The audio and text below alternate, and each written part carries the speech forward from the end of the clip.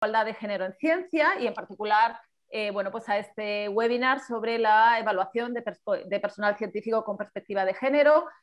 Bueno, lo primero presentarme, me llamo Leni Vascones, soy científica del Instituto de Ciencia de Materiales de Madrid y miembro de la Comisión de Igualdad del ICMM, del Instituto, desde la cual organizamos estos webinars. Este es el tercer miniciclo, ¿vale? Y va a constar de tres webinars que se van a celebrar cada 2 semanas en miércoles a las 12.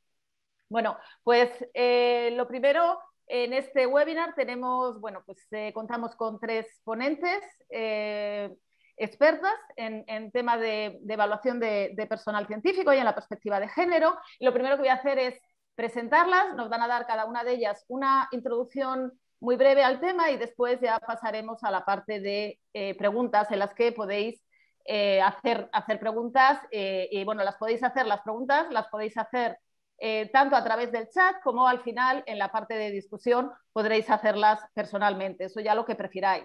En el caso de que las pongáis a través del chat y entonces las leería yo, las podéis poner desde el primer momento y en ese caso por favor poned a cuál de las ponentes va dirigida la pregunta. Entonces, bueno, pues entre nuestras ponentes paso ya a presentarlas.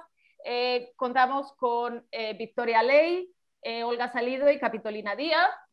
Victoria Ley es doctora en bioquímica y biología molecular por la Universidad Autónoma de Madrid y pertenece al cuerpo de científicos titulares de los OPI. Ha sido predoc, postdoc, madre becaria en el extranjero e investigadora. Ha trabajado en virología, parasitología y salud pública. Fue directora de la ANEP entre 2005 y 2013 y actualmente es la jefa de la División de Coordinación, Evaluación y Seguimiento de la Agencia Estatal de Investigación. Bueno, bienvenida Olga y muchas gracias por estar hoy con nosotras. También está con nosotras Olga Salido. Olga Salido es doctora en Ciencias Políticas y Sociología, es profesora titular y subdirectora del Departamento de Sociología Aplicada de la Universidad Complutense de Madrid.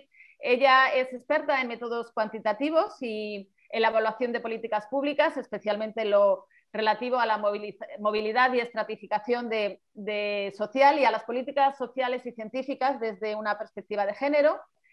Fue colaboradora de la Agencia Estatal de Investigación en el área de Ciencias Sociales y actualmente codirige, junto con María Bustelo, un estudio sobre el impacto de género del sexenio de transferencia que está financiado por la ANECA.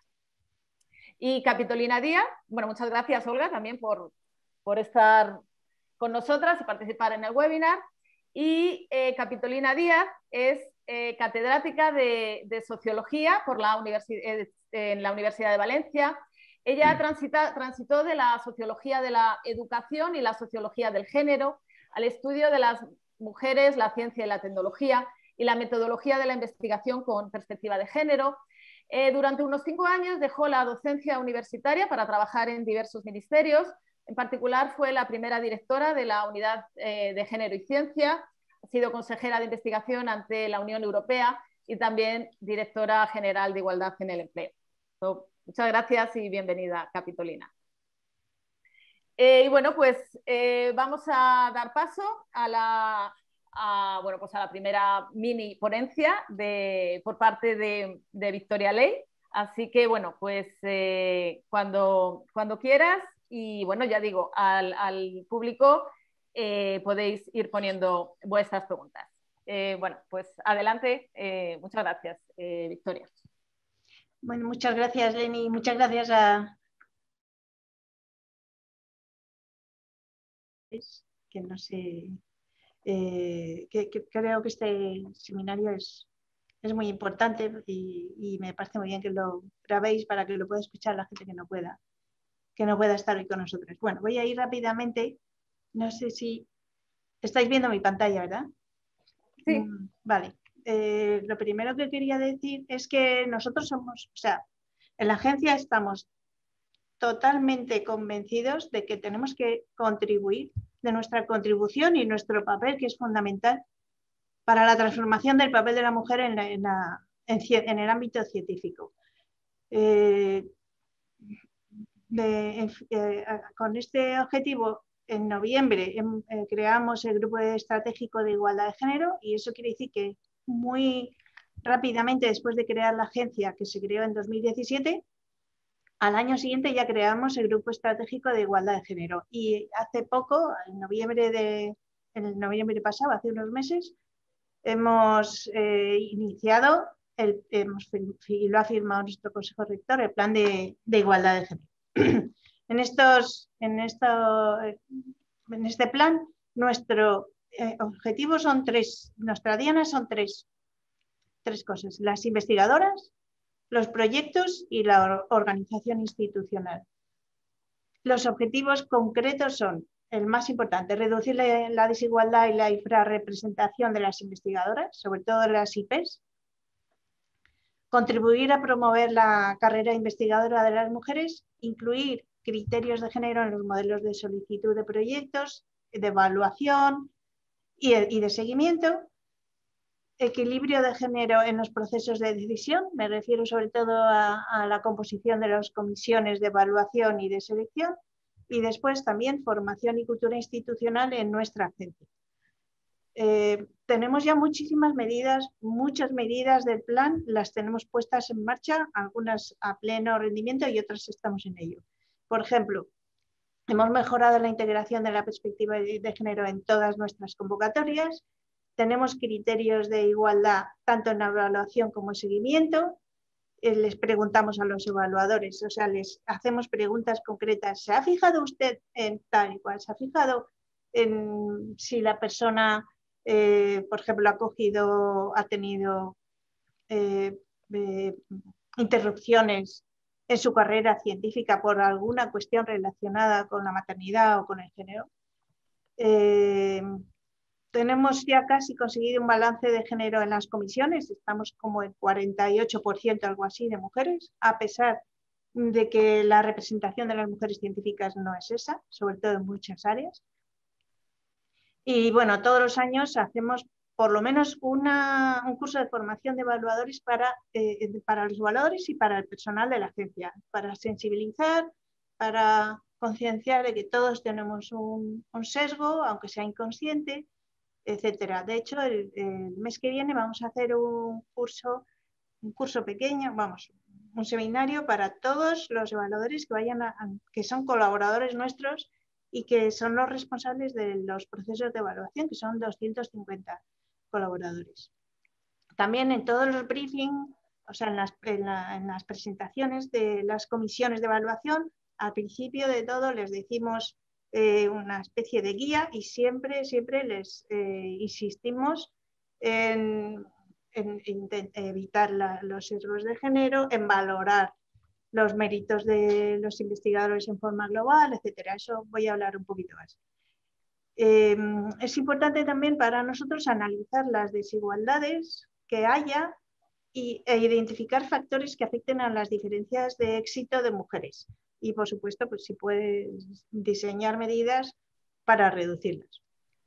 Ejemplos de algunas acciones que hemos llevado a cabo. Pues, por ejemplo, como os decía, en las convocatorias se ha integrado el análisis de sexo y género en todas las fases del ciclo, siempre que la temática afecte directa o indirectamente a los seres humanos. En la memoria hay nuevos campos sobre género. Por ejemplo, se les dice explícitamente a los investigadores que expliquen, por ejemplo, en qué medida contribuirán a la integración de la perspectiva de género en la investigación y sus aplicaciones. Y si el contenido contempla algún aspecto que pudiera tener una dimensión de género, por su temática, metodología, resultados o aplicaciones, estos tienen que desarrollarse en los apartados correspondientes de la memoria. A la hora de la evaluación, en el criterio correspondiente al impacto socioeconómico, les preguntamos explícitamente si está suficientemente desarrollada la propuesta, si la dimensión de género está suficientemente desarrollada en la propuesta y las metodologías.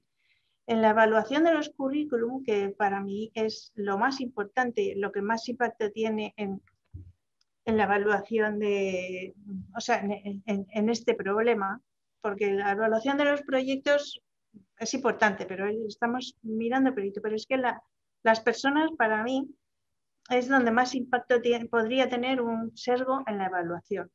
Entonces, en este sentido, lo primero que quería decir es que en la agencia estamos alineados con la declaración de DORA.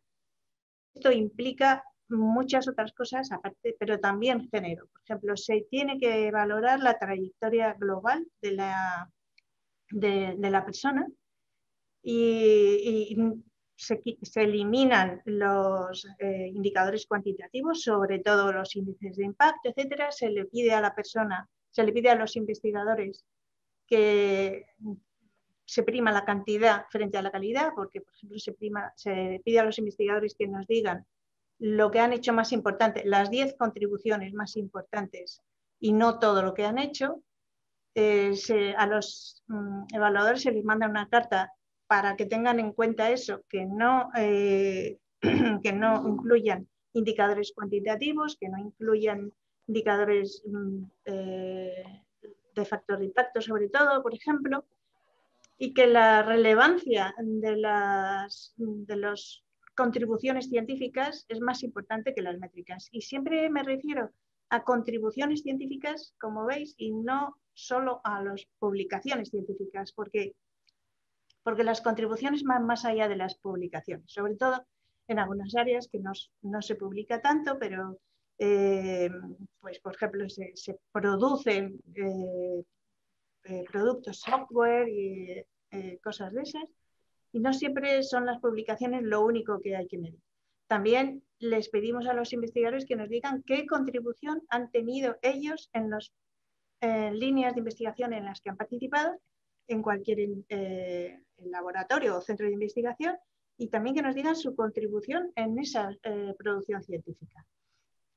Bueno, se les da, por supuesto, a todos los evaluadores y en las comisiones una guía que se llama la Guía de Integración del Análisis de Género en Investigación, y se le explica que es una guía muy interesante que yo creo que la elaboró el Grupo Supera, que es un grupo para la igualdad de género en ciencia, que está liderado por gente que está en el Ministerio, en la Unidad de Mujer y Ciencia. Y bueno, después lo que estamos haciendo es publicar todos los indicadores de todas las convocatorias desagregados por sexo. Lo publicamos siempre después de la resolución en la página web de la agencia y los podéis descargar y los podéis analizar. Ahora mismo están publicados ya los de la convocatoria anterior de proyectos, los de Juan de la Cierva y los de Ramón y Cajal, que os aconsejo que os descarguéis porque tiene unos datos muy interesantes. Yo voy a poner aquí un par de diapositivas, pero vosotros podéis analizar todo, podéis ver todo el informe que está publicado. Hemos aplicado medidas para paliar las interrupciones de la actividad investigadora, que sobre todo consiste en ampliar el periodo de la trayectoria científica que se evalúa. Para las personas no nos han dejado ir más allá en algunas medidas, porque tenemos que pedir permiso, o sea, tenemos que ver si es legal. Hay cosas que no podemos hacer, por ejemplo, no podemos, por ahora, no podemos puntuar más a las investigadoras principales solamente por ser mujer. Que eso se hizo en su día, pero ahora ya el abogado del Estado no nos ha dado autorización. Bueno. Este es un ejemplo de lo que os contaba antes, de los informes que publicamos en nuestra página web. Estos son siempre datos desagregados por área, por sexo. Podéis tener todos los datos por comunidad autónoma, por edades, etcétera. Esto es un ejemplo, pero lo que más interesa para este webinario son 2 o 3 diapositivas que he elegido aquí para presentaros. Esto es la diferencia de género, las diferencias de tasas de éxito por género. ¿Vale? Lo primero que quería decir, que es muy importante, es que el problema, o sea, que a nosotros, a la agencia, ya nos llega el problema hecho, porque lo que nos llega es que las solicitudes vienen, el 60% de las solicitudes son lideradas por hombres y el 40% por las mujeres. Por lo tanto, eso ya nos llega. Eso es un problema que nosotros no tenemos posibilidad de cambiar, porque eso es lo que hay. Hay un 60% de investigadores que son hombres y hay un 60% de group leader que son hombres. En general, como veis aquí, pues en algunas áreas, por supuesto, la proporción es diferente, pero a ver, por ejemplo, como os podéis imaginar, en algunas áreas de bio, por ejemplo, en biomedicina es el 45%, en ciencias agrarias es el 52%, ahí está muy igualada, y en algunas áreas de humanidades los porcentajes también se llegan a 50%, incluso son un poco más altos. Pero en todas las demás son bastante más bajas los porcentajes de investigadoras principales que nos llegan. Y aquí lo que está representado es la tasa de éxito comparado con la con el porcentaje de solicitudes. En rosa, en el color rosa puesto cuando la tasa de éxito es un poco menor es menor que la esperada y en general es poco, y en verde cuando es mayor de la esperada. Quiere decir que si se presentan el 45% de mujeres, debería, la esperada a igualdad de méritos sería el 45% de financiadas, ¿vale? Bueno, pues aquí hay 5 puntos menos, aquí prácticamente es igual en ciencias agrarias, en ciencias medioambientales hay 4 puntos menos, en bio hay 3 puntos menos, en física 3 puntos menos, pero bueno, luego hay algunas áreas, por ejemplo, en ingenierías es un poco más, es un punto más, en energía y transporte también es un poco más, en historia es exactamente lo mismo, pero en general, aunque haya más barras rosas que verdes, la diferencia de tasa de éxito de mujeres y hombres es un par de puntos o 3 puntos de diferencia. No hay tanta diferencia. No hay tanta diferencia en la tasa de éxito de las mujeres con respecto a la de los hombres. Y os estoy explicando en la convocatoria de proyectos. En esta convocatoria lo que se valora fundamentalmente es el proyecto. También se valora el currículum del grupo, pero eso tiene mucha menos puntuación, ¿vale? Entonces, los recursos humanos, que os voy a... Ya solamente me quedan 2 diapositivas, la de Juan de la Cierva y la de Ramón y Cajal, que para mí es la más importante. En Juan de la Cierva son personas, pero son personas y se valora también el grupo al que van. Por lo tanto, también es difícil diferenciar la valoración del solicitante. Aún así, como veis aquí sí que se iguala la proporción de mujeres frente a la proporción de hombres que se presentan. De hecho, se presentan un poquito más mujeres que hombres en formación y un poquito menos de mujeres que de hombres en incorporación. Pero básicamente es el 50% de mujeres y de hombres en solicitantes. Y en las seleccionadas, pues en formación baja un poco, 3,5 puntos, 4,5 puntos, pero y en incorporación también. La tasa de éxito de las mujeres con respecto a la tasa de éxito de los hombres. Pero como os digo, aquí la valoración del solicitante es más o menos la mitad de los criterios totales. Sin embargo, en Ramón y Cajal, la tasa de éxito, como veis aquí, es igual o incluso un poco más alta de las mujeres. Pero, sin embargo, las solicitudes de mujeres ya bajan. O sea, aquí que la edad de los solicitantes es bastante mayor y está descrito, vosotros sabréis seguro más que yo, que es la edad más difícil para las mujeres, o sea, en la cual, y lo digo por experiencia propia también, en la cual los factores sociales y personales y familiares pueden afectar más a la producción, a la carrera, a la trayectoria, de solicitudes. Aquí ya estamos en el 60-40, que es la misma proporción que en los senior que presentan proyectos. Bueno, sin embargo, a pesar de que se presentan el 40% de mujeres, la selección es el 41%, o sea que se sube un punto. O sea, es un poco más alta que la de hombres, que se presentan el 60%, y la concesión es 59%. Y también, o sea, hemos analizado los 2 últimos años y básicamente es lo mismo, 40% y un punto más en la selección. Esto a mí me indica bueno, que el problema es lo que nos llega, porque en evaluación pues no salen perjudicadas las mujeres en este proceso de evaluación que tenemos nosotros. Es verdad que hacemos mucho esfuerzo e intentamos sensibilizar a todo el mundo, pero todos estos análisis pues me dicen a mí que, o sea, nos indican que es que el problema fundamental es en lo que nos llega. Bueno, y aquí es la última diapositiva que os voy a presentar es cómo hemos mejorado en la participación de mujeres en las comisiones de personas, de Ramón y Cajal y de Juan de la Cierva, pero también proyectos.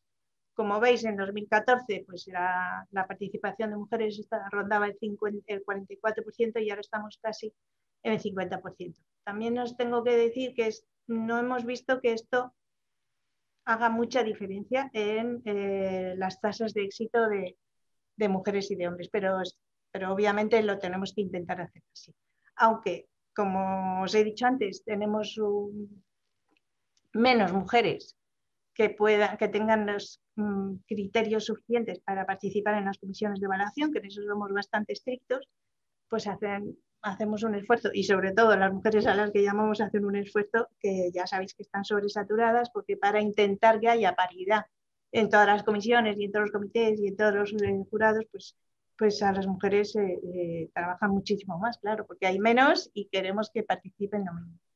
Y bueno, yo creo que hasta aquí voy a dejar mi presentación y si queréis hacer alguna pregunta, pues luego la contesto. Muchas gracias. Vale. Vale, pues muchas gracias por la presentación. Ahora vamos a pasar a la presentación de Olga Salido.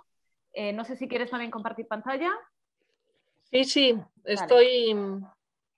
estoy en ello. Un segundo. A ver si puedo. Si me deja volver aquí. Aquí estamos. Muy bien. Compartir pantalla. Estupendo. Muy bien. Ya estáis viendo mi pantalla, ¿verdad? Sí. Olga, mejor si la pones en el modo presentar. Sí, es que me pillaba justo el cuadrito de donde se visualiza a los participantes justo encima del icono y no podía. Bueno, nada, buenos días. Voy a intentar no ocupar demasiado tiempo para que haya lugar a preguntas. Un placer estar aquí. Muchísimas gracias por organizar este seminario tan interesante. Yo voy a ir directamente a hablar de algunos obstáculos o resistencias a la igualdad en la evaluación. El primero de ellos es la idea de que las mujeres y los hombres hacen un tipo de ciencia distinto. Claro, esto lleva a la reflexión de qué es hacer ciencia. ¿Lo tenemos claro? Quizá no tanto. La segunda idea o la segunda hipótesis es que las mujeres tienen carreras científicas distintas, científicas y académicas. Son menos ambiciosas y prefieren, lo pongo entre comillas, priorizar otros intereses. La reflexión al hilo de esta hipótesis es, ¿esta carrera estamos todos en ella o solo algunos? Es decir, ¿en qué consiste la carrera? ¿Y de verdad estamos participando en igualdad todos y todas? Y la tercera hipótesis es si los criterios de evaluación son objetivos si los criterios de evaluación son objetivos, entonces los sesgos en la evaluación no existen. Y yo me pregunto si realmente podemos aspirar a una evaluación objetiva. En esta diapositiva he reflejado aquí los cuadrantes clásicos de la ciencia, ¿no? El de Bohr, el de Pasteur, el de Edison y luego otro que no se sabe muy bien qué es. Y este cuadrante se compone de dos dimensiones. Por una parte, si la ciencia está orientada a la comprensión de los fenómenos, sí o no, y si está orientada a fines aplicados. Aunque no lo creamos, hay estereotipos de género que están... Y esta interrogación sospechosa, esto de que no esté identificado, pues hace que esta ciencia expresiva parece que se encaja bien con este estereotipo de que las mujeres, bueno, hacen otro tipo de ciencia, quizá menos competitiva. Estos son resultados de una encuesta que se hizo hace 2 o 3 años en el CSIC, en la que se hacían preguntas, una batería de preguntas a los entrevistados, y se les intentaba a través de esto encuadrar en uno de estos 4 cuadrantes, ¿no? Por una parte, la búsqueda pura del conocimiento, el interés tanto en el conocimiento como en la aplicación práctica, producir artefactos útiles, o es posible investigar por puro placer sin tener en mente ningún interés, nada más que de una manera muy, muy expresiva. La idea de que hombres y mujeres hacen radicalmente distinto tipo de ciencia, yo creo que se desmonta aquí. Vemos que la inmensa mayoría de las científicas del CSIC se parece mucho a la inmensa mayoría de los científicos del CSIC. Están aquí, 57,3% de mujeres y 59,2% de hombres, aproximadamente 2 de cada 3, un poco menos, estarían en el cuadrante de Pasteur. Y es cierto que en estos 2 cuadrantes minoritarios hay una descompensación entre mujeres y hombres. En la ciencia expresiva estaría el 12,8% de las mujeres y el 7,6% de los hombres, y en el cuadrante de Edison, esa ciencia más orientada a la tecnología, el 8,8% de las mujeres frente al 11,3% de los hombres. La segunda hipótesis o la segunda idea: las mujeres hacen una ciencia, o sea, una carrera científica distinta de las mujeres. O sea, las mujeres, perdón, distinta de los hombres. Bueno, aquí tenemos datos de los resultados del sexenio de la convocatoria, del sexenio de transferencia y del sexenio de investigación, que como sabéis se convocaron dentro del mismo encapsulado en 2018, al mismo tiempo, y sin embargo vemos que hay una fuerte descompensación en la participación en el sexenio de transferencia y en el sexenio de investigación. Desde luego, si la participación es un síntoma de éxito, fue un rotundo éxito el sexenio de transferencia. Se pretendía además orientar, digamos, estimular, por una parte, premiar a aquellos que hacían transferencia, pero al mismo tiempo cambiar el paradigma y abrir un marco para que se hiciese también transferencia no solo tecnológica, sino transferencia social.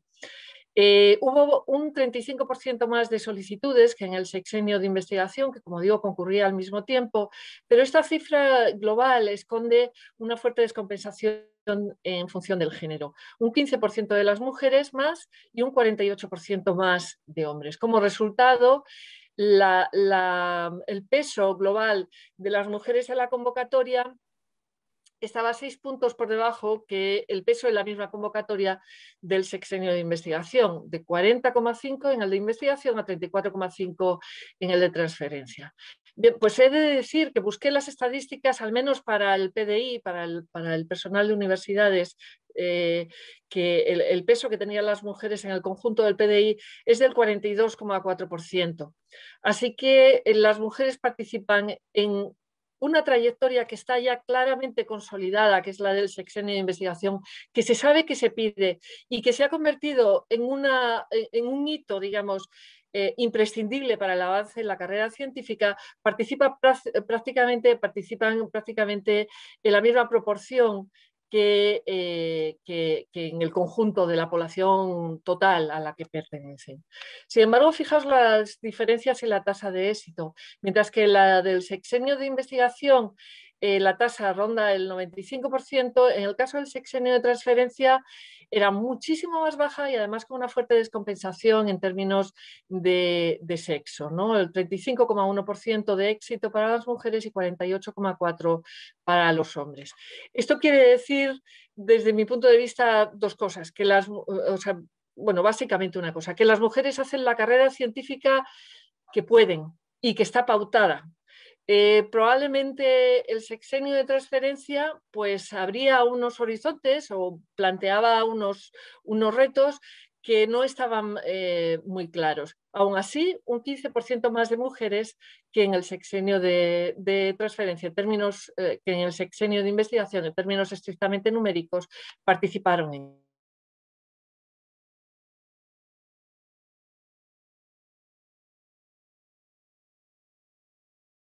Se plantean a lo largo de todos los campos científicos. En algunos son muchísimo más bajas. Ciencias económicas, por ejemplo, 25,8 de tasa de éxito frente a 41,7 para los hombres. También en algunas ingenierías, pero no en todas. Y si calculamos esa brecha, lo que vemos es que hubo 21 puntos en ciencias empresariales, 18,4 en ciencias jurídicas, 16,9 en ingeniería mecánica y de la navegación, ciencias económicas. Es decir, no exactamente en los sectores, en los campos más masculinizados es donde hubo el sesgo más grande. Esto abría la ventana, y ahí es donde entró nuestro estudio, de investigar qué había pasado con la evaluación, ¿no? Qué había pasado en ese proceso.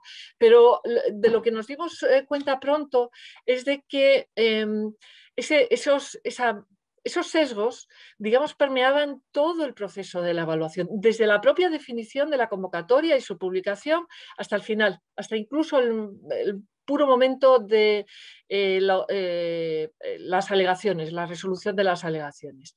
Aquí he puesto un poco, en términos un poco irónicos, la idea de que al final las mujeres vamos definiendo nuestra carrera científica como espeleólogas y tenemos que convertirnos en auténticas espeleólogas de primer nivel para saber qué es lo que tenemos que hacer, porque ¿a dónde hay que llegar? Hay una definición unívoca de por qué dedicarse a la carrera científica. ¿Alguien lo sabe? Parece ser que cuando establecemos pautas de evaluación, esto está clarísimo, al menos para alguien. Sin embargo, luego en las convocatorias tampoco está tan claro. Fijaos, en esta convocatoria del sexenio de investigación ya sí está muy pautado, pero la convocatoria del sexenio de transferencia, lo que nos decían los evaluadores y evaluadoras es, no sabíamos muy bien qué era lo que teníamos que evaluar, si era investigación o era transferencia. En fin, no quiero adelantar nada de esto porque los datos no son públicos, por eso no los presento aquí, el análisis que hemos hecho, pero sí algunas cosas que se pueden ver a través de los datos que están publicados. Hay una diferencia entre tipos de ciencia, no, entre tipos de actividades y cómo se evalúan. Una cosa es la transferencia tecnológica y otra la transferencia del conocimiento en un sentido amplio. Ahí las mujeres presentaban muchas cosas que tenían que ver con divulgación, con pertenencia a comités, con conocimiento, transferencia del conocimiento. Y otra cuestión, ¿de qué nos tenemos que valer? Eso me ha gustado cuando ha hablado Victoria, que se fijan en una evaluación holística y también no tanto en los impactos, en los indicadores de impacto como en la calidad. Bueno, pues esta es una cuestión importante. ¿Hacemos ciencia? ¿Para qué hacemos ciencia? ¿Para la sociedad? Bien, entonces, ¿qué es lo que hay que evaluar? ¿Cuánto dinero nos pagan por hacerlo? Es decir, en un artículo 83. O el impacto que tiene realmente sobre la sociedad. Y esto último es realmente muy difícil de medir. Así que si no está claro hasta dónde tenemos que llegar, tampoco está muy claro los instrumentos. Se van habilitando sobre la marcha, pero ahora mismo lo que hay es una obsesión con publicar y con anecar. Si es que este verbo no existe, pues yo creo que habría que inventarlo, porque es la obsesión por conseguir certificados y hitos que nos permitan avanzar en nuestra carrera científica. Y en tercer lugar, la evaluación, si la miramos con una lente de género, nos encontramos un montón de falacias, tanto sobre la carrera científica como sobre el propio proceso de evaluación. Una de ellas, por ejemplo, es la de que al final los que llegan son los mejores y los que llegan es que van buscando la excelencia. El corolario obvio es que para alcanzarla están dispuestos a sacrificarlo todo, incluso la vida privada, por supuesto la vida privada. Y si no lo hacen es que no son buenos científicos. Otra de las cuestiones es el proceso a través del que llegan es neutro con respecto al género. Son individuos abstractos, así que tenemos que hacer una evaluación lo más ciega posible. Mentira, las evaluaciones ciegas no tienen en cuenta la trayectoria global y ni los huecos que quedan en esas trayectorias muchas veces asociados a la vida, ¿no? Y que no existen frenos estructurales al avance de las mujeres. Y si existen, se debe a sus propias orientaciones y preferencias. Esto es parte de ese enfoque que dice lo que hay que arreglar son las mujeres, ¿vale? Son ellas las que les pasa algo, así que vamos a ayudarlas, pobrecitas. Y sobre el propio proceso de evaluación, está la idea de que si los criterios de evaluación son objetivos, los sesgos desaparecen. Y esto no es cierto. Y también que si los méritos son objetivables y claramente definidos, los que llegan habrán de ser los mejores. Bueno, sí y no. Sí, será más fácil si los méritos son objetivables y claramente definidos, por lo menos sabremos a qué atenernos. Pero toda la desigualdad estructural previa que está en la sociedad y que está en la carrera académica, esa no va a desaparecer porque los objetivos, o sea, porque los criterios sean objetivos. El corolario de esto es que, claro, si no se tiene éxito es porque no se tienen los méritos suficientes. Y de nuevo vuelvo a decir que no. Algunas reflexiones finales. Los principales obstáculos a la igualdad, pues la naturalización de las diferencias de género en la carrera científica, que hace que lo que pasa sea natural. Ocurre porque ellas son diferentes, porque optan por otras cosas, y de algún modo acabamos asumiendo que las mujeres son responsables de lo que está ocurriendo y las mujeres no son responsables de la desigualdad estructural. Por otra parte, al objetivar, cosificar la carrera científica como algo unidimensional, realmente perdemos la riqueza de la ciencia y lo que tiene que aportar a la sociedad. Y incido en una idea que he dicho antes, que la evaluación ciega es menos equitativa que la evaluación holística y en panel. Cuando se discute, cuando se evalúa con tiempo suficiente también, pero contrastando criterios es más fácil que se llegue al buen puerto de la igualdad. Y concluyo con esto, simplemente decir que si la ciencia como una actividad institucionalizada, una actividad social que genera conocimiento no es neutra, pues obviamente la evaluación tampoco podemos pretender que lo sea de una manera automática. Lo que hay son desigualdades estructurales y hace por lo tanto falta un cambio radical tanto del enfoque como de las medidas que tomemos y ser valientes y tomar medidas de acción positiva, siempre, claro, dentro del marco de la ley. Nada más. Muchas gracias. Bueno, muchas gracias, Olga, por esta fantástica ponencia. Pasamos ahora a la tercera ponencia, a cargo de Capitolina Díaz, y después ya pasamos a las preguntas. Bien, buenos días. Se me oye, ¿verdad? Sí, se te oye bien. Bueno, pues buenos días y muchas gracias, Leni Bascones, por esta invitación, y muchas gracias también a Victoria Ley y a Olga Salido, que han hecho unas presentaciones de lo más estimulantes. La de Victoria Ley porque, bueno, nos da la impresión de que quien nos evalúa o uno de los organismos que más nos pueden evaluar está poniéndose en el buen camino, y en el caso de Olga porque nos ha hecho una síntesis que realmente a mí me ha parecido muy interesante. Voy a empezar siendo así un poquito agresiva, con esta fotografía de Nature de 2005, en la que habla de la lucha por el poder en la academia. Y nos dice algo que yo creo que nos orienta respecto a lo que estamos haciendo.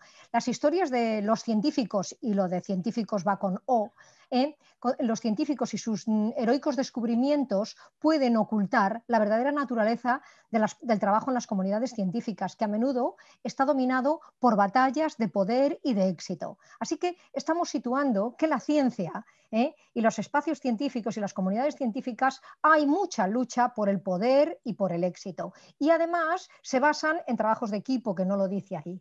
Entonces, esas tres cosas nos perjudican ya de mano inicialmente a las mujeres. La lucha directa por el poder, la lucha directa por el éxito y el trabajo en equipo, en el cual las mujeres aparecen en el equipo pero no en la posición de la que más ventaja sacan. Así que me parece que esta es una imagen buena para empezar a saber en qué campo nos estamos moviendo. Es un espacio un poquito frío para las mujeres. Desde hace tiempo, bueno, casi las medidas tan magníficas de la agencia que nos ha dicho Victoria Ley, esas medidas son unas medidas que son de agradecer y que se ponen en marcha en España y en otros sitios, y estas son las últimas que se han puesto, se ponen a partir de que, bueno, pues desde hace unas 4 décadas aproximadamente se han empezado a tener en cuenta y se han empezado a hacer estudios de que en esta nueva modalidad de ciencia competitiva, que es la que tenemos sobre todo a partir de la Segunda Guerra Mundial, que es la que nos ha marcado, en esa las mujeres estamos siendo no igual tratadas que los hombres y estamos quedando un poquito atrás. Tenemos uno de los estudios pioneros que lo conocemos y en base al cual han salido este tipo de medidas, que es el que hicieron Veneras y Hult ya en los 90, que nos dice que las mujeres en la igualitaria Suecia, al menos en ciencias de la salud, tenían en las evaluaciones que tener 2,5 o 2,6 puntos más que los hombres reales y objetivos para alcanzar la misma puntuación. Otro estudio, y esto respecto a evaluación, pura evaluación. Otra de las grandes que nos han servido, de las grandes, digamos, investigaciones que nos han mostrado que los sesgos que tenemos es esta que conocemos también todas, de Corinne Mas-Rakusin y su equipo, que normalmente le llamamos John y Jennifer, en la cual se evalúa para contratar a una persona y se le evalúa a unos currícula que son exactamente iguales, excepto que uno se llama John y otro Jennifer, y como sabéis, se le evalúa en competencia, contrato, mentoría y salario, y nos encontramos que zona gris, cómo evalúan el mismo currículum cuando se llama John, gris oscuro, y cuando se llama Jennifer, gris clarito.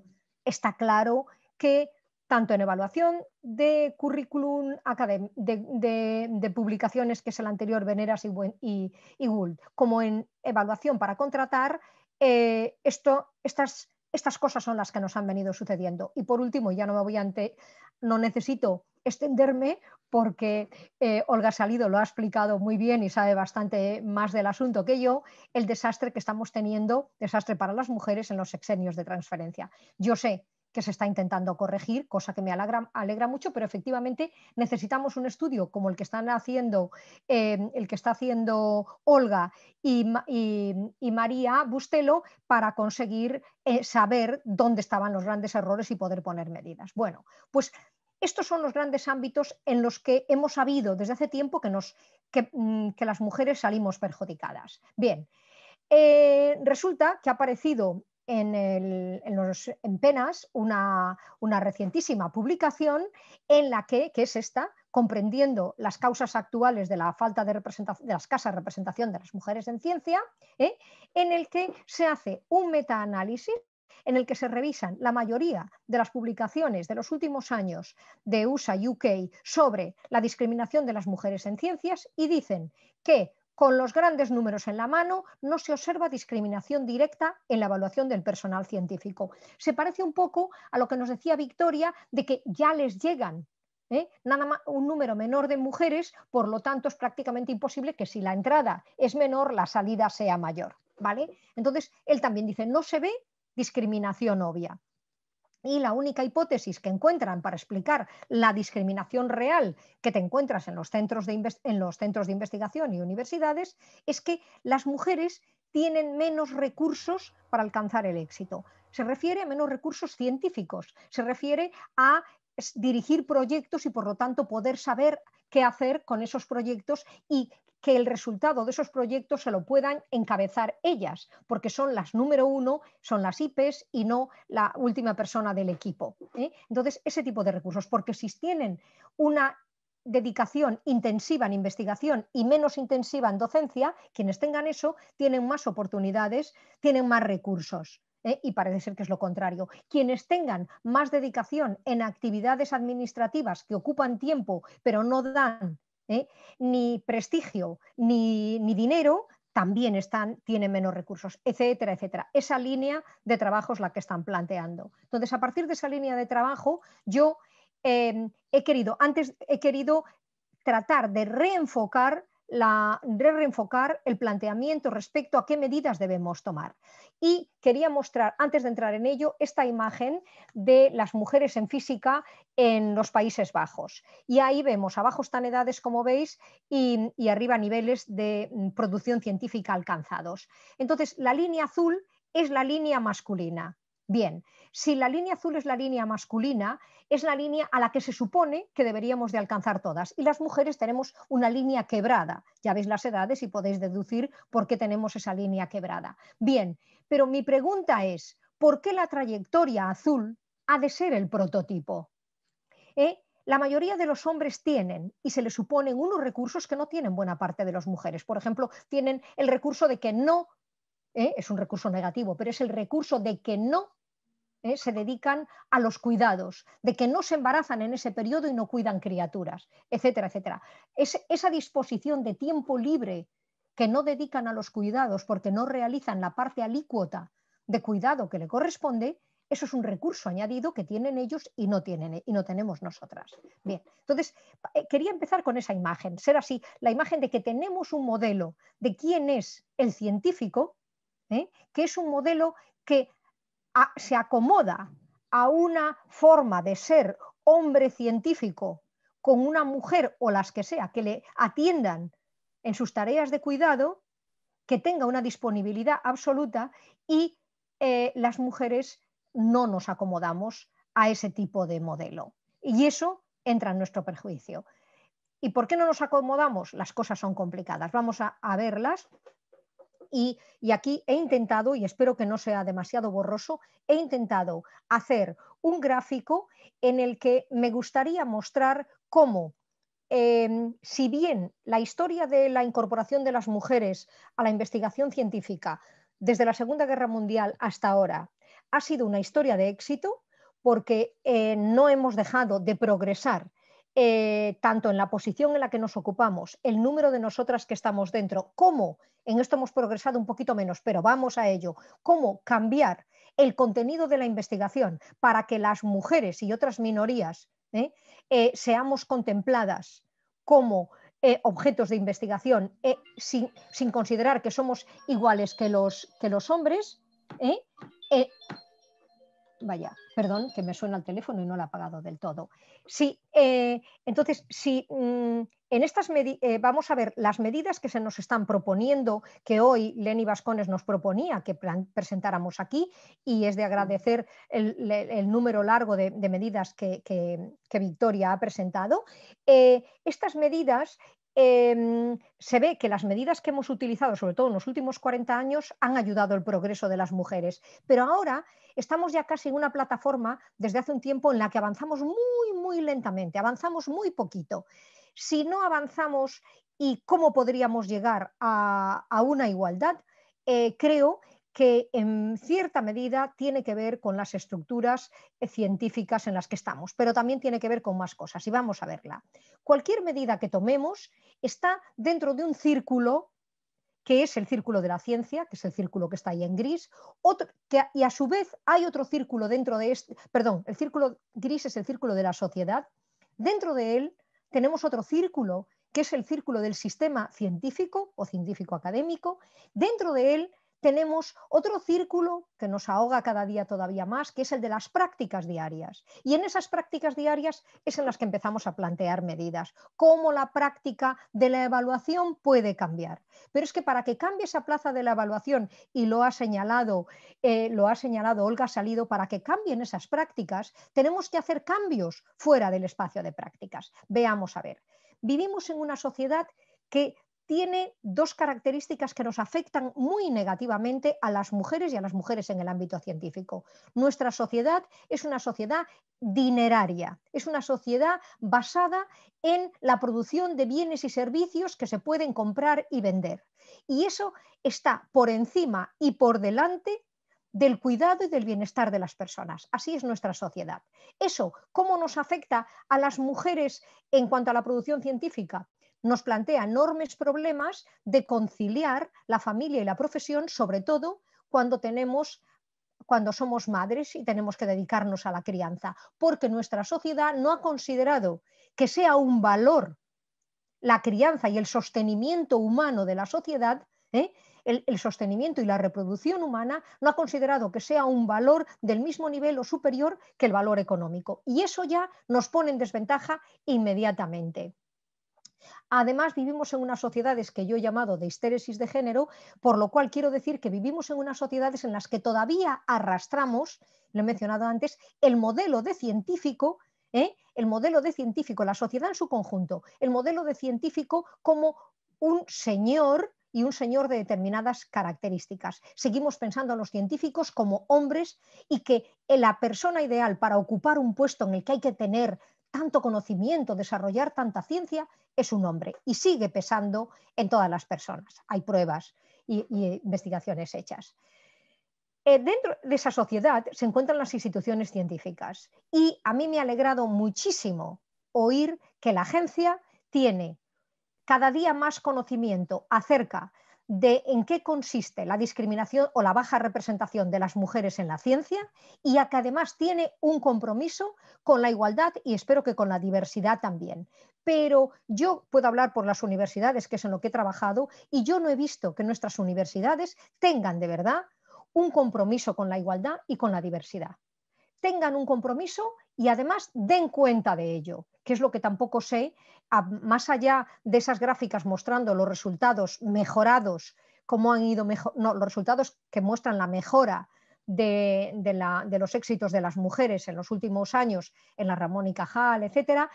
No sé hasta qué punto la propia agencia evalúa los éxitos de sus políticas, cada uno de ellos, y nos va dando cuenta de ellos. Es decir, que eso sería tener verdadero compromiso. Y luego nos atan y nos duelen mucho las prácticas cotidianas. Las prácticas cotidianas, sin remedio, están marcadas por formas de reproducción de la supremacía masculina. Vivimos en sociedades de supremacía masculina y las sociedades científicas no pueden ser diferentes de las otras. ¿Qué quiere decir en nuestro caso el que tenemos normas de funcionamiento, prácticas cotidianas que favorecen la reproducción de esta supremacía?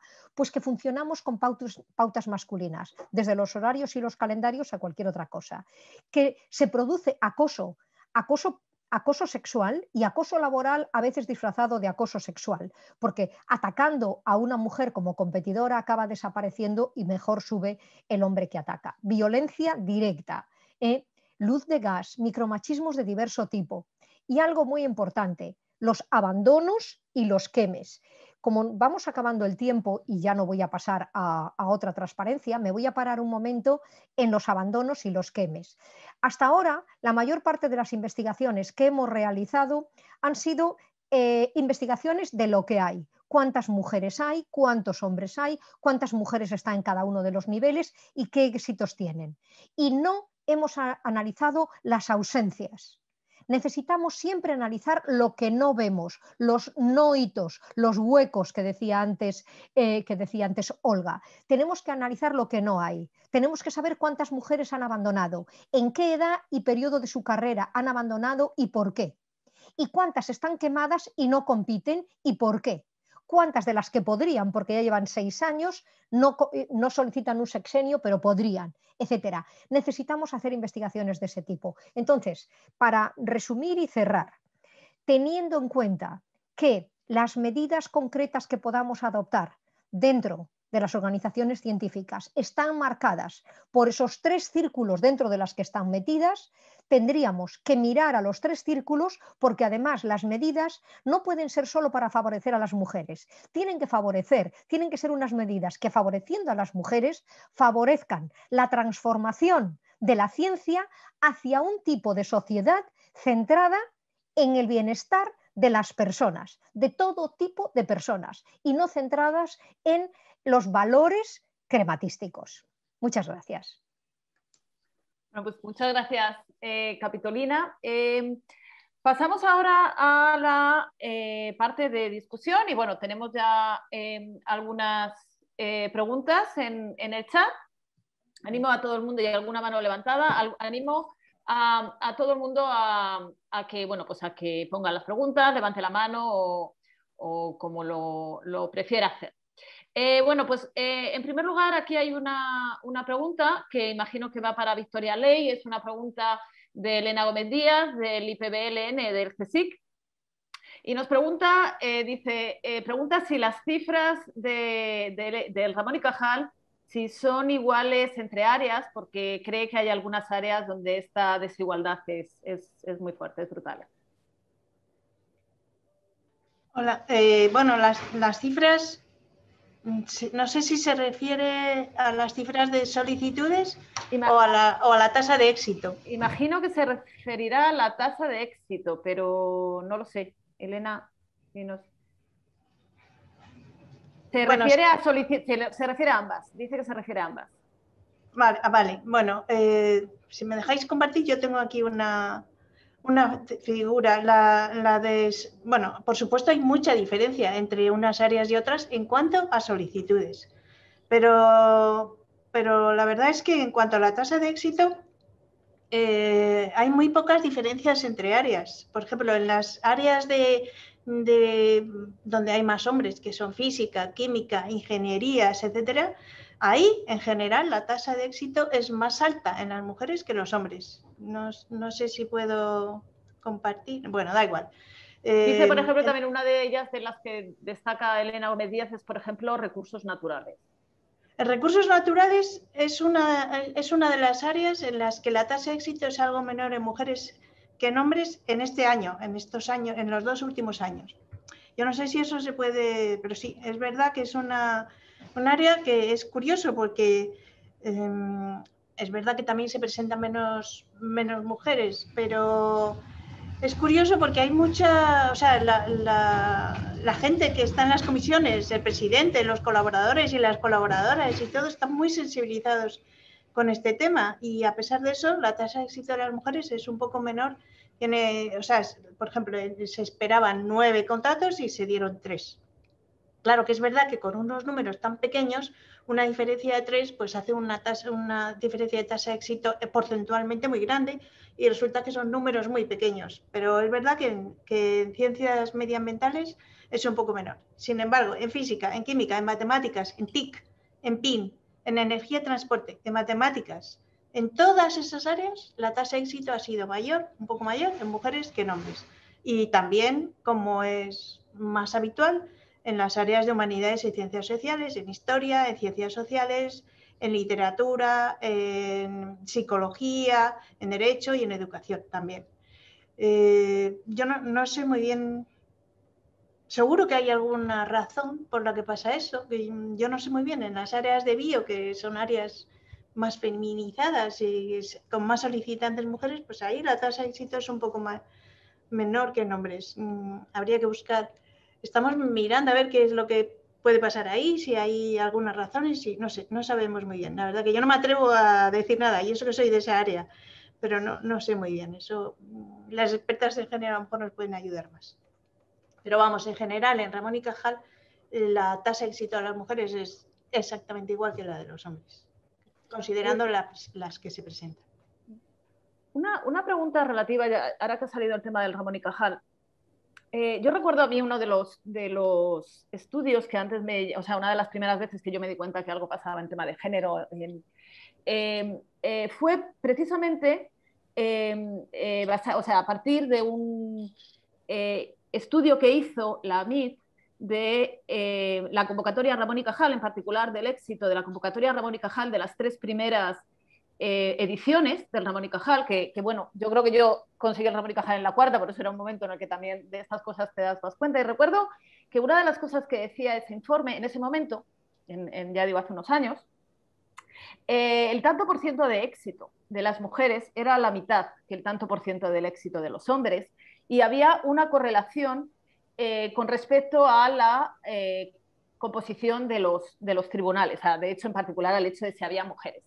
Por lo que hemos visto ahora, bueno, pues está claro que las cosas en ese aspecto han cambiado mucho en estos 20 años casi, o sea, 18, 17, 18 años. Un poco también al hilo de lo que comentaba Capitolina de evaluación de las políticas, ¿tenemos idea de qué ha cambiado? Es decir, las cosas está claro que han mejorado, de exactamente qué ha ocurrido o cómo han influido las diferentes políticas, qué hay detrás del hecho de que ahora las mujeres tengan un éxito muy similar al de los hombres, de que ahora ya no haya tanta evidencia o sea, ya no haya esa evidencia, por lo que tú dices que no la estáis observando, de la composición de los tribunales. Tiene que ver con el hecho de que ahora ya los tribunales, estamos hablando de que andamos por encima en promedio del 40% de mujeres, tiene que ver con el hecho de que las mujeres que están llegando son más, digamos, pues están a un nivel más competitivo, tiene que ver con el haber aprendido de estos estudios que nos hablaban de sesgo. ¿Tenemos alguna idea? Esto se lo pregunto a Victoria, pero también no sé si a lo mejor Capitolina u Olga tienen alguna información. ¿Tenemos alguna idea de de dónde viene esa mejora, porque es una mejora realmente muy, muy importante. Yo creo que es verdad que es una mejora en cuanto a la tasa de éxito, pero es que no veo que mejore el problema de las mujeres. Aquí hay una persona que hace una pregunta y dice, en matemáticas se asume que las mujeres no compiten a no ser que sean súper top. Es que a lo mejor el problema lo tenemos ahí, es que a lo mejor las mujeres llega un momento que dice, mira, tiro la toalla, me dedico a ser investigador normal y no quiero ser ni investigador principal, ni tener más responsabilidades, ni tener el agobio de la burocracia. Es que no doy abasto con tantas cosas. Es que yo creo que la diferencia de lo que vemos de solicitudes por edades es que es gravísimo. Es que perdemos un montón de mujeres a esa edad, alrededor de los 30, entre 30 y 40 años. Perdemos muchísimas mujeres y claro, luego las que al final llegan, pues por supuesto que son iguales o incluso mejores que los hombres. Pero el problema es qué pasa porque...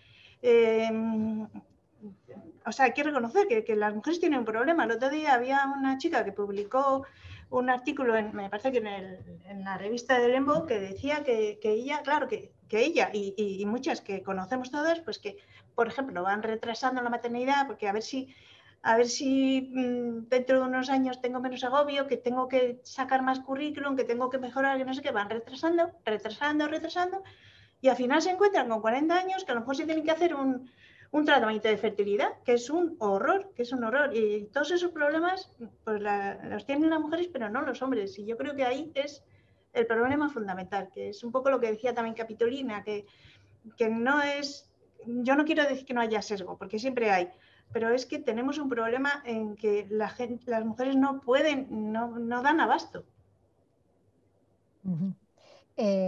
¿Puedo complementar un poquito, Leni?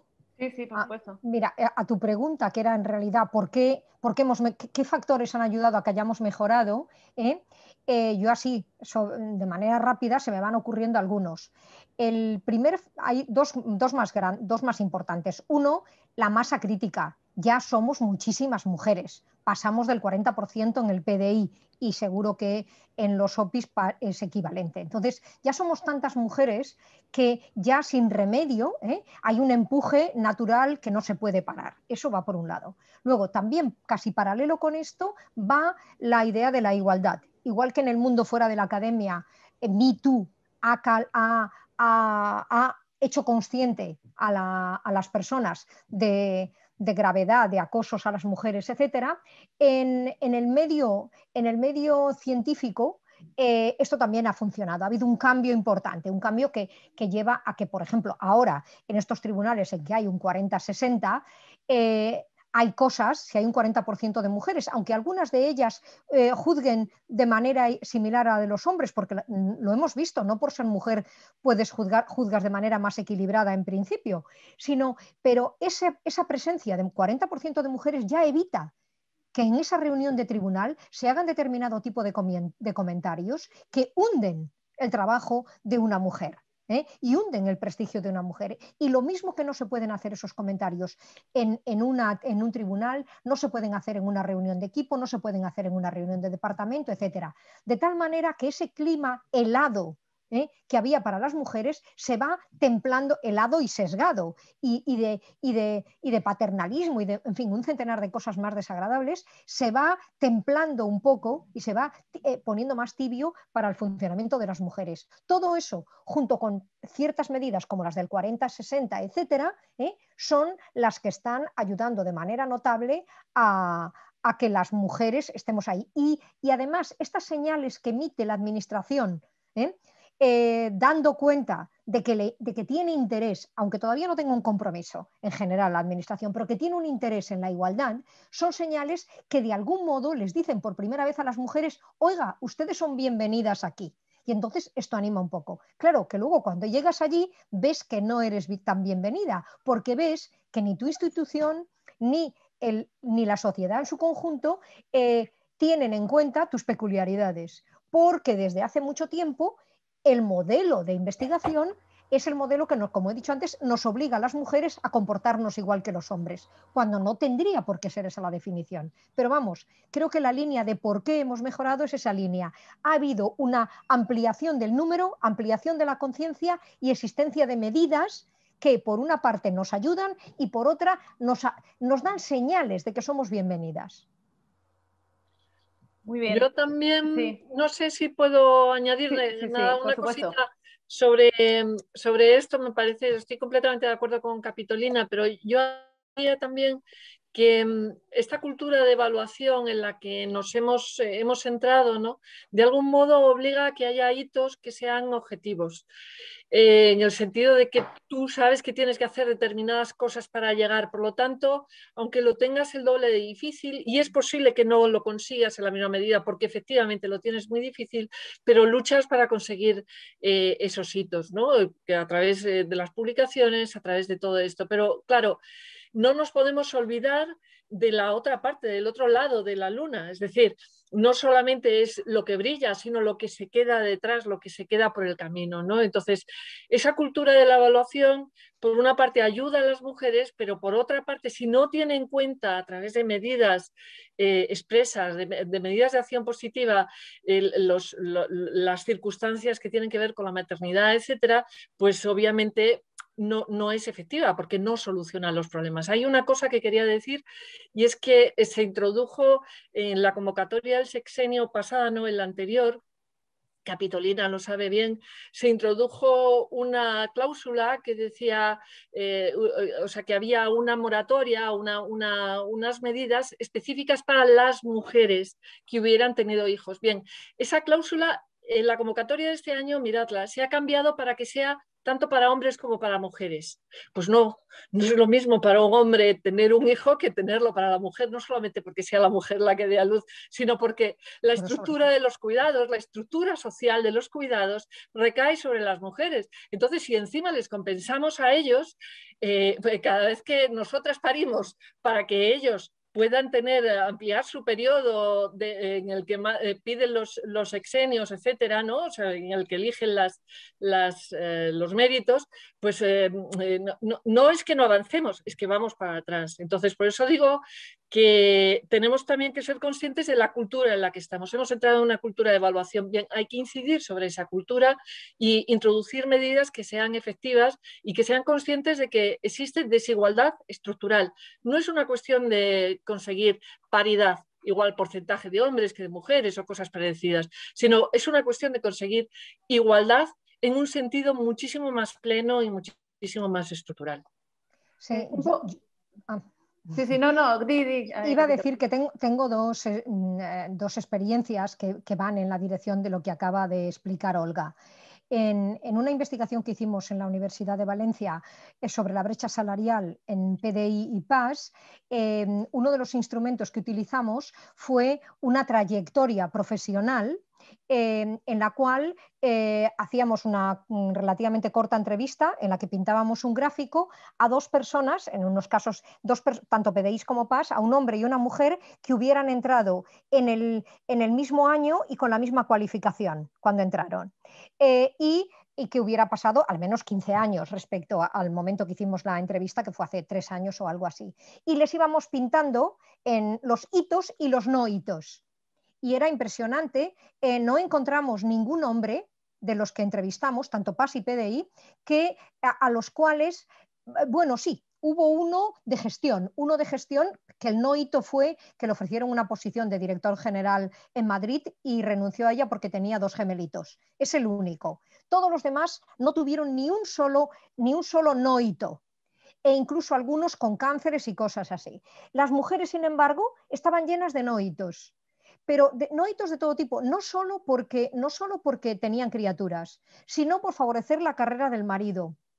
Mujeres que llevaban ánimo de investigadoras y se quedaron de técnicas trabajando como PAS y no pasaron a investigadoras porque estaban en un momento que su marido estaba preparando una oposición y tenían que apoyarle. Es decir, todo tipo de pequeños baches que tenían las mujeres y que las llevaban a que 15 años después estaban en un lugar diferente de sus compañeros varones, y si estaban en el mismo te contaban las cosas tremendas que habían tenido que hacer, es decir, con un desgaste personal que no tenía color con el de los hombres.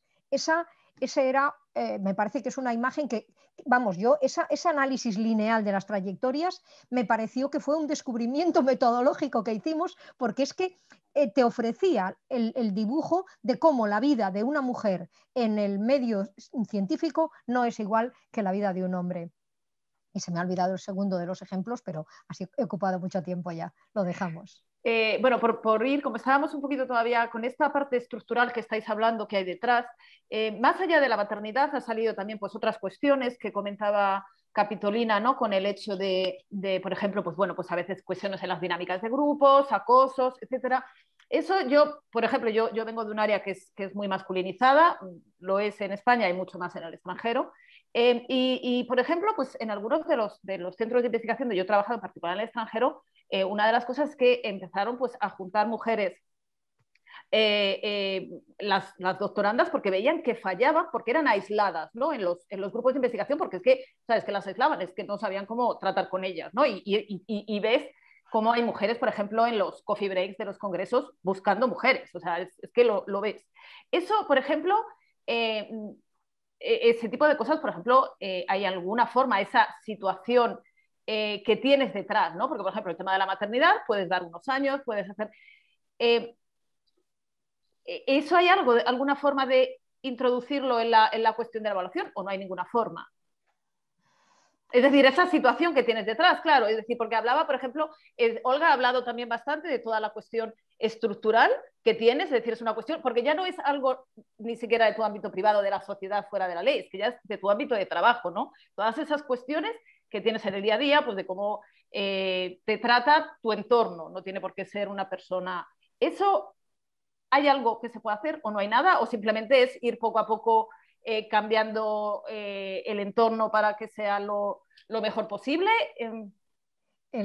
A ver, el efecto ese es conocido desde hace mucho. Yo recuerdo cuando, pero vamos, desde el siglo pasado, no sé, de los 90 ya se hablaba de esto, que las inglesas le llamaban el All Boys Network. Es la red de viejos compañeros del cole, además de viejos compañeros del cole que en Inglaterra pues se conocen hasta porque llevan la misma corbata. Si has ido a Eton, hay unos dibujitos que son las corbatas de Eton y todo el mundo los reconoce. Es decir, que son hasta reconocibles físicamente, y esos hombres se atraen entre sí, se invitan entre sí, se acompañan entre sí, hacen redes continuamente. Y nosotras, en muchas especialidades, como desgraciadamente os pasa en la tuya, no podemos, no nos es fácil entrar en esas redes, y no tenemos fácilmente redes alternativas de mujeres que nos apoyen. Cuando hay unas cuantas, por ejemplo, hay varias asociaciones internacionales de ingenieras en las que se propone mentorazgo, apoyos diversos de unas ingenieras senior e ingenieras junior. AMIT está ahora en un proceso precisamente de mentorazgo en España, en el que hay pues unas 40, 50 jóvenes que piden ayuda y una mentora, y unas 30 o 40 personas adultas, vamos, senior, ¿no?, de AMIT que nos hemos ofrecido de mentoras. Entonces, yo creo que se pueden hacer cosas desde fuera de este tipo, de buscar redes y hacer una cultura de redes entre mujeres, pero no se me ocurre cómo compensar con medidas explícitas el All Boys Network. Yo he hecho eso en mis clases. Yo como profesora sé cómo hacer eso. Como profesora yo he evitado que al alumnado Erasmus esté concentrado en sí mismo y separado del resto. He evitado que en unas clases en que estaban muy masculinizadas como en magisterio, los pocos chicos que hubieran los he puesto separados. En clases como de ingenierías he puesto grupos mixtos. Es decir, que en la docencia hay técnicas para hacer eso. En la evaluación a mí todavía no se me ha ocurrido. Es decir, que se me ocurren cosas para evaluadoras, no evaluadoras. Pero lo mismo Olga tiene más ideas, o Victoria, no sé. No, ciertamente es muy difícil incidir, porque tú estás tratando una cuestión que tiene que ver con el ámbito de lo privado, es decir, con cómo se gestiona la vida. Entonces, pasa lo mismo en las empresas, lo estaba diciendo ahora María Sainz, a la que saludo desde aquí, pasa lo mismo en las empresas. O sea, esto que ocurre de que los hombres en la hora de mediodía resulta que se van al gimnasio y juegan al pádel o no sé qué, pero claro, van hombres y hacen ahí su networking, pues al final da lugar a que haya promociones en las que están hombres, puestos de confianza que son para hombres o cosas así. Yo creo que el que haya estructuralmente en las organizaciones, por lo menos en las públicas, vamos a volver al ámbito de la ciencia, que aunque parezca complicado es mucho más sencillo que el de la empresa privada, que tenga que haber unos umbrales de género, pues puede ayudar, pero desde luego somos nosotras también a lo mejor las que tenemos que alzar la voz, igual que la alzamos en muchas cosas, y movilizarnos, ¿no? Muy bien. Hay una pregunta que tiene la mano levantada Ana Martín, pero sí, puedes hablar, ¿verdad? Sí. Buenas. Bueno, en primer lugar, muchísimas gracias a todas por lo que acabáis de hacer. Me parece muy necesario y además es de agradecer. Especialmente la visión de Capitolina me ha entusiasmado sin duda alguna. Y precisamente lo que quería un poco comentar es que el lenguaje crea realidades. Y aquí hemos dicho varias cosas que creo que es necesario que tomemos conciencia de las mismas para que podamos intentar revertirlas, ya que somos nosotros las principales perjudicadas, ¿no? Por ejemplo, se ha hablado de que la participación en ciencia actualmente está en el torno al 50%, que no hay diferencias significativas en el éxito obtenido en las investigaciones, que desde la Segunda Guerra Mundial lo único que se puede observar es un progreso de las mujeres. ¿Qué más hemos comentado? Bueno, que habéis comentado. Bueno, que no se observa discriminación directa en la evaluación del personal científico en la última investigación esta de 2021, ¿no? Todo esto lo que nos dice es que realmente en datos no existen diferencias significativas entre hombres y mujeres. Sin embargo, habéis hablado de que existe una unidad de mujeres de la ciencia. Estamos haciendo aquí un debate sobre mujeres. Se habla de perspectiva de género, que voy a obviar la parte de que sería perspectiva de sexo en todo caso, puesto que el género es un constructo social que creamos nosotros y que perpetuamos además con este tipo de cuestiones. Entonces, creo que, como decía al principio, el lenguaje crea realidades. Creo que tenemos que tener mucho cuidado en la utilización de nuestro propio lenguaje a la hora de defender nuestros derechos y de que tengamos igualdad como personas que somos. Es decir, creo que damos por hecho, mediante este tipo de detalles, que existe esa discriminación. Realmente, antes también habéis hablado de la estructura patriarcal, bueno, habéis hablado de hegemonía masculina, si no me equivoco, pero bueno, perspectiva patriarcal, claro, teniendo en cuenta que vivimos en una sociedad, nuestra cultura capitalista, en la que prima el beneficio de la productividad más que la reproductividad, como habéis dicho, además me ha gustado mucho ese juego de palabras, tenemos que tener muy en cuenta que tenemos que luchar, y digo luchar, contra un gigante del que formamos parte, porque perpetuamos este tipo de cuestiones mediante nuestro lenguaje y nuestras conductas, ¿no? Entonces creo que una de las principales cosas que deberíamos de hacer como científicas, como mujeres, como investigadoras, es no creernos este discurso de mujeres por debajo de hombres, de éxito por debajo, porque al final, bueno, ya lo hicieron antes de la Segunda Guerra Mundial, ya se hizo esta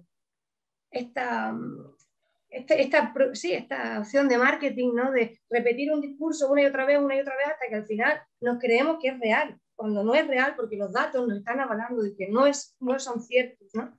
Entonces, solamente quería comentar que si nosotras mismas nos estamos creyendo que existe tal diferenciación de sexo, lógicamente la perpetuaremos con nuestras conductas, y que creo que es muy importante que no hablemos de perspectiva de género, sino perspectiva de sexo, puesto que, como bien decíais antes, la única posible diferencia que puede llegar a haber es la de la reproductividad, la de la reproducción, perdón, que tenemos las mujeres, que evidentemente no pueden tener los hombres, y eso no forma parte del género, porque el género lo construimos nosotros, nosotras. Eso forma parte del sexo. creo que deberíamos empezar a hablar de perspectiva de sexo.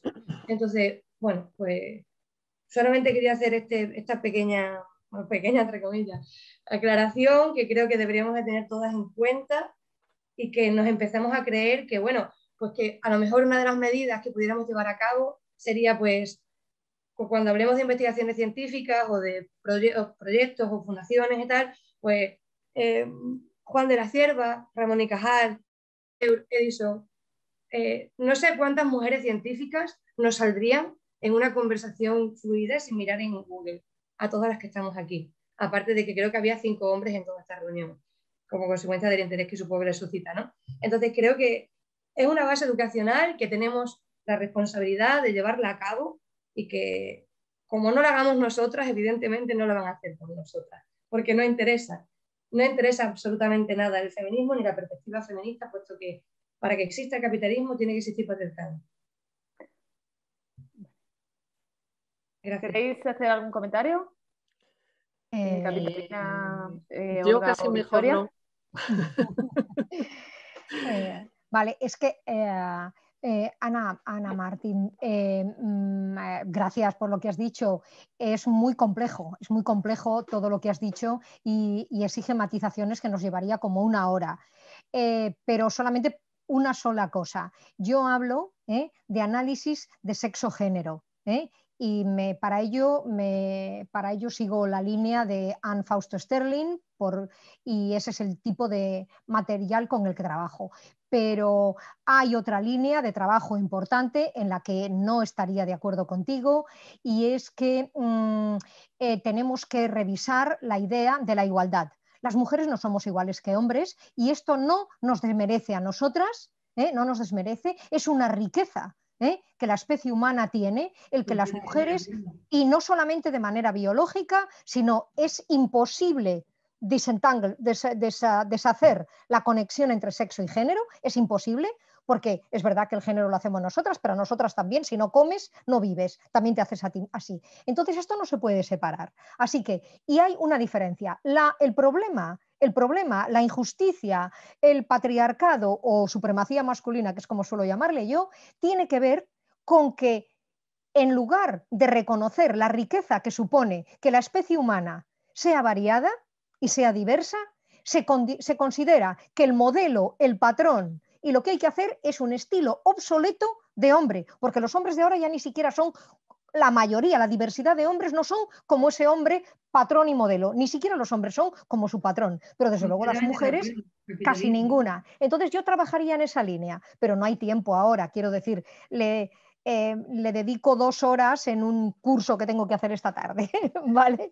Pero muchísimas gracias, Ana, muy, muy refrescante. Vale, gracias, sí, porque si no, ya vamos bastante tarde y es para no irnos de la vía de la evaluación. Bueno, hay un comentario respecto a lo que comentaba Olga, que decía que bueno, pues que las solicitudes de sexenio de transferencia que tal vez no deberían, y en particular, digamos, el interés de las mujeres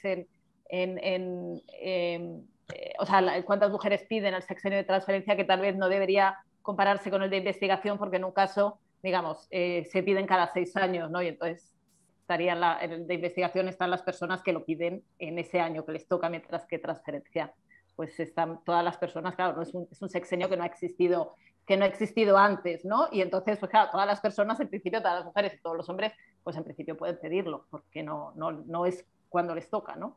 Claro, efectivamente no son comparables porque son de distinta naturaleza. Y me explico, el sexenio de investigación tú lo puedes pedir de nuevas, cada año sin tener nada, vas y lo pides. El de transferencia necesitabas tener como mínimo un sexenio de investigación ya aprobado, con lo cual se supone que era como una especie de colchón de madurez de la trayectoria científica o de la trayectoria investigadora, ¿no? El problema que teníamos, y esto parece mentira, pero es así, es que no estaban las cifras disponibles para comparar sobre la población que potencialmente podría haberse presentado al sexenio de transferencia, ¿vale?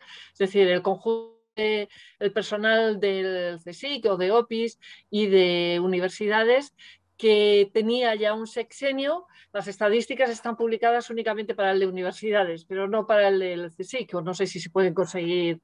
Aparte, yo anduve en Roma con Santiago a través del SIU, del Sistema de Información del Sistema Universitario, y a través de la propia NECA, etcétera, esos datos no están visibles. Entonces, aún siendo de distinta naturaleza las convocatorias, es cierto que ocurrían al mismo tiempo, ¿no? Y tú podías presentar un único tramo en el sexenio de transferencia, cogiendo más años, pero un único tramo. Entonces, era comparable en cierto sentido a los tramos que podías presentar, pero la población en cierto potencial no era la misma. O sea, que es una comparación un poco intuitiva, pero para mostrar que cuando hay, o sea, lo que yo pretendía era mostrar que cuando hay un sistema ya establecido, una convocatoria que ya está madura, que está consolidada, que se sabe lo que se pide, pues digamos que la proporción de mujeres participando en esa convocatoria es muy similar a la que hay en el ámbito conjunto de las universidades, ¿no? Que era la estadística que yo podía manejar. Muy bien, bueno, hay una pregunta que esa, de hecho os la voy a responder yo, porque dice: muchas gracias de SF, muchas gracias, excelentes ponencias. Una consulta: ¿qué medidas o buenas prácticas se están implementando a nivel de los institutos científicos, además de la discriminación positiva? Pregunta: ¿hay ya medidas efectivas para el cambio de la cultura? Esa, digamos, como se nos aleja y también nos da para una hora, ya os puedo decir que el año pasado tuvimos un webinar sobre buenas prácticas dentro de los centros de investigación, y lo podéis ver en el canal de YouTube del instituto. ¿Vale? Está en la sección de igualdad, donde se ponen estos webinars, con lo cual, digamos, tenéis ahí una serie. Además, o sea, participaron 3 centros: nuestro centro, el Instituto de Ciencia de Materiales de Madrid, que participó Silvia Gallego, participó María Blasco del CENIO y participó Monique Gómez del Instituto de Astrofísica de Canarias. O sea, 3 centros donde además las medidas son el tipo de cosas que se están haciendo son diferentes. Ahí se pueden ver algunas, bueno, pues de los intentos, ¿no? que se están haciendo. Y bueno, algunas otras de las preguntas que han salido tienen un poco relación con este planteamiento estructural. Las voy a hacer pero bueno, no sé si ya están también respondidas. En particular, bueno, pues es una pregunta que va dirigida a Capitolina y dice: dado que esos 3 círculos que nos ha presentado interaccionan entre ellos, ¿de qué manera se pueden proponer medidas para mejorar la igualdad de la investigación sin que el resto de los círculos impidan que esas medidas sean efectivas? Y también hay una a ese nivel, un poco dentro de ese tipo de preguntas, que decía si había que pedir discriminación positiva, que también, bueno, pues ha salido antes que creo que es la discriminación positiva que, por ejemplo, antes hacía los proyectos, ha comentado Victoria, que creo que se ha dicho que realmente no se... Bueno, pues es una pregunta aquí que os dejo. Esa pregunta para la persona de los 3 círculos, pues la respuesta es no se pueden poner medidas compensatorias, medidas de acción positiva que realmente se olviden de los otros círculos. Es que no estamos en el vacío, es por eso por lo que he dicho. El Instituto de Materiales de Madrid no está en el vacío, no es una burbuja, está dentro del CSIC, está en la Ciudad de Madrid, está en España y está en la sociedad que tenemos. Entonces, cualquier cosa que se pueda hacer, por bien pensada que esté, prácticamente no puede. Y si lo puede conseguir solo dentro del instituto. Dentro del instituto sí que se pueden tomar medidas. Por ejemplo, yo suelo poner como modelo de otro tipo de cosas, no es de evaluación, pero pongo como modelo la Universidad Carnegie Mellon, que fue una universidad, o también la Harvey Mudd, pero es más chiquitita.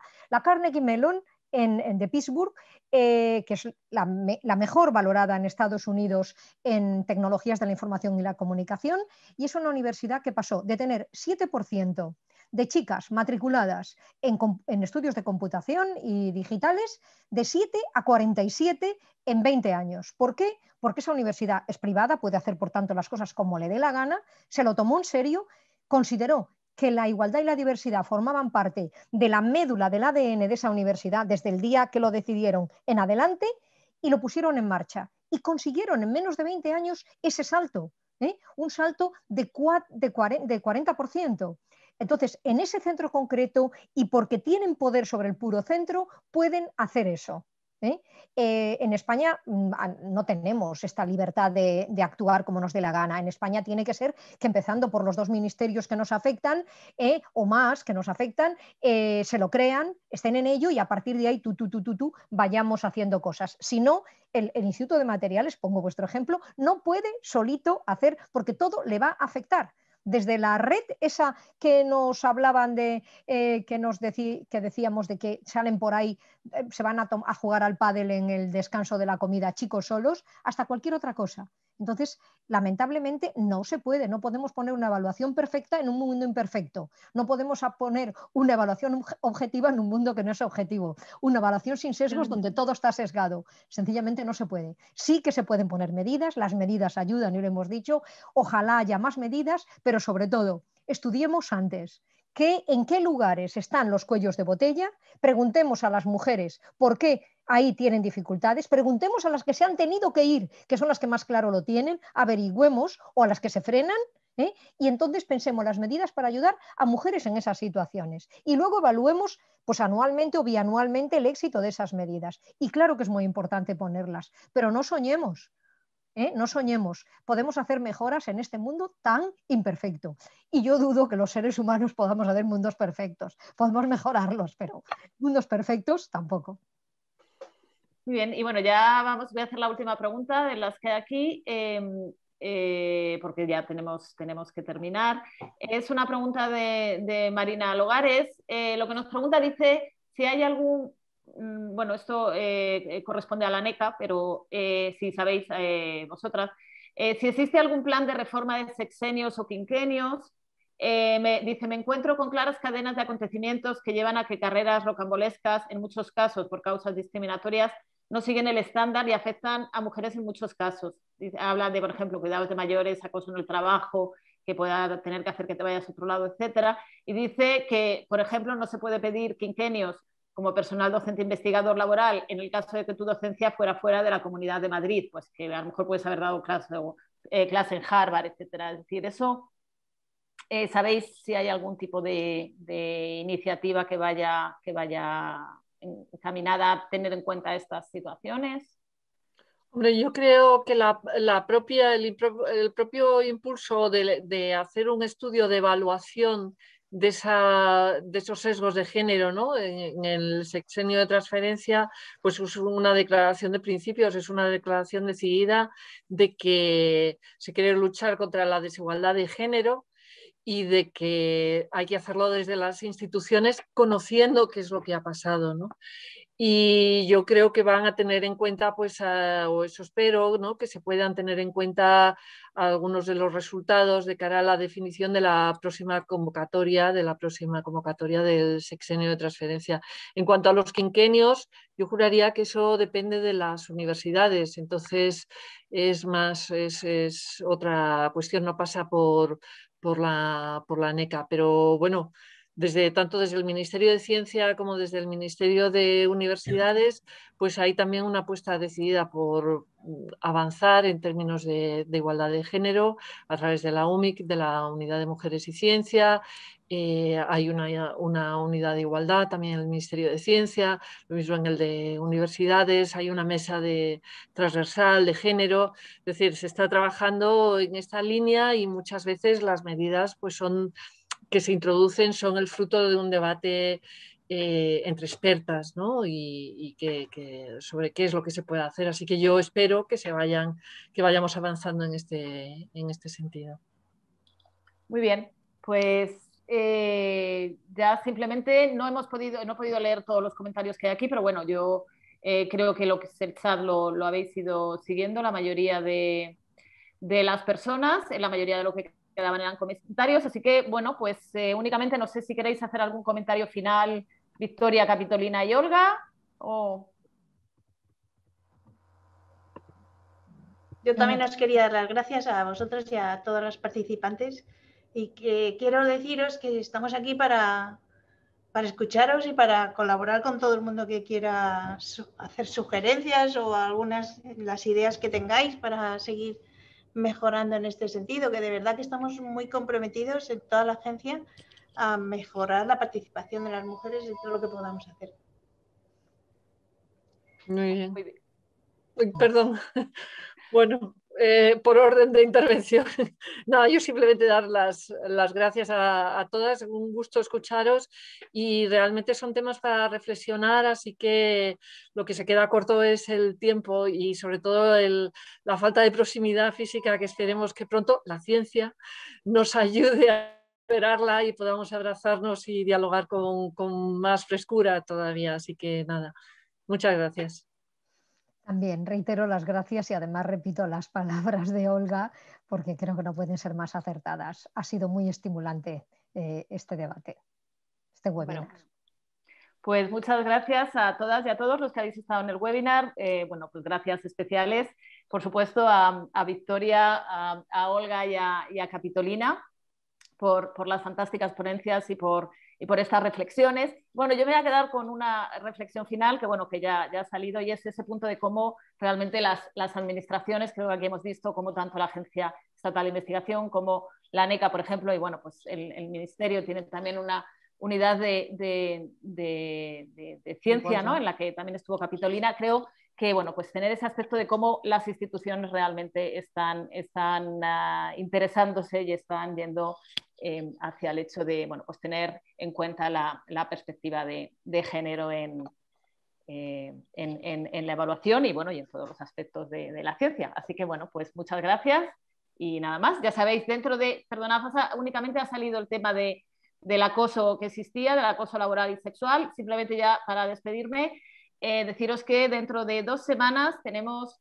un webinar sobre las diferencias entre el acoso sexual y el laboral, que va a impartir Begoña Marugán y de la Universidad Carlos III de Madrid, y en el que, bueno, espero que nos veamos de nuevo. Así que hasta el día 28.